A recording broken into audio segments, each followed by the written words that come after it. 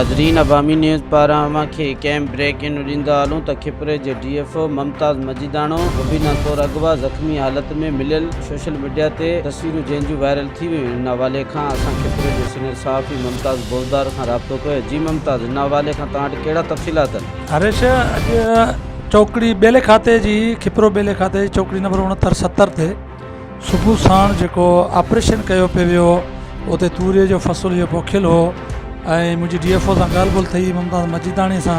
उनजो चवणु हो त हीअ जेके हद खिलियूं आहिनि, हद खिलियुनि में असां जेको आहे हिननि खे ट्रैक्टर घुमाए वार्निंग ॾियूं पिया त हीअ हिते अधु किलो ख़तमु करे बेले खाते जी बनी था कब्ज़ो ख़तमु कराइनि। जॾहिं त थोरी देरि खां पोइ DFO मुमताज़ मजीदाणो ऐं उन सां गॾु जेको आहे फॉरेस्टर दीन मोहम्मद कुंभर जे अगवा ऐं हमले जूं ख़बरूं आयूं त असां राब्ते जी कोशिशि कई त DFO सां जेको मुलाक़ात कोन थी सघी, फ़ोन ते राब्तो कोन थी सघियो। पर थोरी देरि अॻु में हुन सां असांजो राब्तो थियो त DFO मुमताज़ मजीदाणी ॿुधायो त पुलिस जेका आहे अचानक हलंदड़ ऑपरेशन खे अधु में छॾे वापसि घुराए छॾी आहे।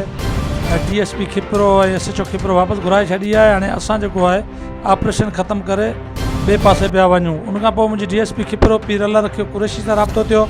DSP पीर अल्लाह खे कुरैशी चयो त मूंखे हिन बारे में का ख़बर कोन्हे, न मूं पुलिस मोकिली हुई ऐं न मूं पुलिस वापसि घुराई आहे। उन बैदि मुंहिंजो राब्तो SHO खिपरो असलम बुलो साहिब सां थियो। हुनखे मूं जॾहिं पुछियो त तव्हां सुबुह पुलिस ॾिनी हुई, त असलम बुलो चवणु हो त हुननि DFO असांखे लेटर मोकिलियो हो त हद किलियूं हटाइणियूं आहिनि बेले खां ज़मीन तां, असांखे पुलिस नफ़री ॾिनी वञे हिफ़ाज़त में, त असां पुलिस नफ़री मोकिली हुई।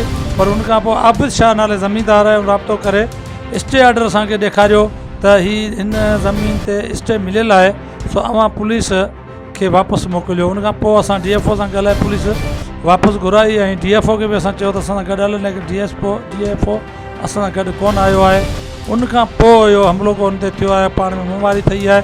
बकौल असलम बुलो जे त पटे वालो बेले खाते जो आयो आहे, पर DFO पाण जे ज़ख़्मी आहे त असां वटि अचे, असां कार्रवाई कंदासीं। ऐं उनखां पोइ यूनियन अॻवान आहे फॉरेस्ट जो दोस्त मोहम्मद चानियो, खिपरो जो सदर रहियो आहे बेले खाते यूनियन जो, हुन सां असांजो राब्तो थियो। हुन चयो त असां ऑफिस में हुआसीं, असांखे इतला मिलिया आहिनि त हुनखे अगवा कयो वियो आहे ऐं ज़ख़्मी थियो आहे। वधीक ख़बर न आहे हू हींअर किथे आहे। पेरूमल थाणे जे हद में हुनजी ख़बर पई, असीं होॾां वञूं पिया, अञा हुन सां राब्तो कोन थियो आहे। ऐं ज़रियनि मूजिबि ॿुधायो पियो वञे त बाबू शाह ऐं आबिद शाह वारनि जो तकरार बेले खाते हलंदड़ हो ऐं अॻु में बि हिते चेक पोस्ट ते पुलिस वारे खे अगवा करे हुनखे ज़हनी तशद्दुद जो निशानो बणायो वियो हो ऐं जंहिं जे ख़िलाफ़ु कार्रवाई न थी त हुन पुलिस वारे मुबीना तौर ते ख़ुदकशी करे छॾी हुई। ऐं हाणे बि इतला आहिनि त हिकु बंगले तां जेके बुट ॿधल ॿिनि टिनि गाॾियुनि में जवाबदार जेके माण्हू विया आहिनि उते DFO ते हमले जे लाइ, ऐं DFO खे अॻु में उते इतला बि थियो आहे त कुझु माण्हू होॾे अचनि पिया। ऐं DFO जे बकौल त आऊं सरज़मीन छॾे मोरडी बेले में वियो आहियां। उनखां पोइ हीअ हमले जूं ख़बरूं आयूं आहिनि। हाणे को बि हिते ॿुधाइण लाइ तयारु न आहे त असुलु मसइलो छा थियो आहे। महिरबानी मुमताज़ बोज़दार, तव्हांजी तफ़सीलात ॿुधाइण जे लाइ।